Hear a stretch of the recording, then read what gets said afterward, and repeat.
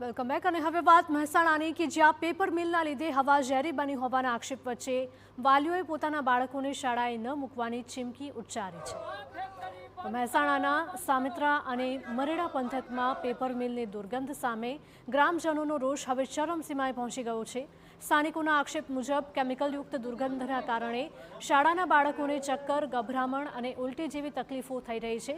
સ્થિતિ એવી બની ગઈ છે કે વર્ગખંડની બારી બારણા બંધ રાખવા છતાં પણ દુર્ગંધના લીધે વિદ્યાર્થીઓ પરેશાન થયા છે।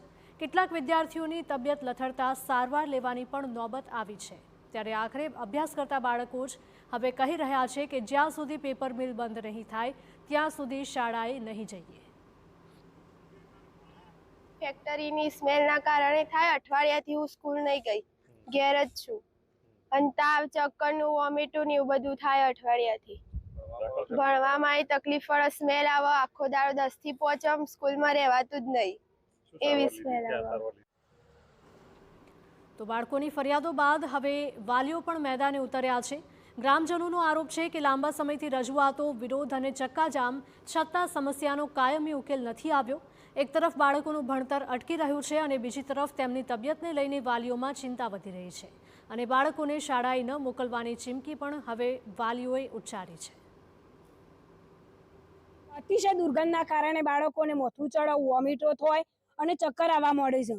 એટલા માટે અમે જ્યાર સુધી આ કંપની પેપર મિલ બંધ નહીં થાય ત્યાર સુધી અમારા બાળકોને સ્કૂલમાં નહીં મોકલીએ। ગ્રામજનોના આક્ષેપો વચ્ચે પ્રદૂષણ નિયંત્રણ બોર્ડનું કહેવું છે કે અગાઉ ફરિયાદના આધારે કાર્યવાહી કરી કંપનીને ક્લોઝર હુકમ પણ અપાયો હતો, પરંતુ કંપનીએ આ કાર્યવાહી સામે હાઈકોર્ટમાં પડતર છે અને પહેલાં કરતાં અત્યારે દુર્ગંધની સમસ્યા થોડા અંશે હલ થઈ છે।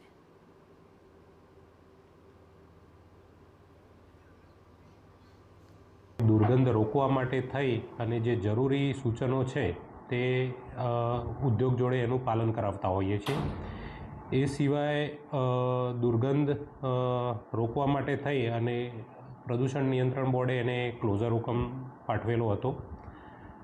એ ક્લોઝર હુકમની સામે અપીલ કરેલી હતી એકમ દ્વારા, જે નામદાર હાઈકોર્ટમાં પડતર છે। મહદ અંશે જે દુર્ગંધનો પ્રશ્ન હતો એમાં ઘણો ખરો સુધારો પણ જોવા મળેલ છે।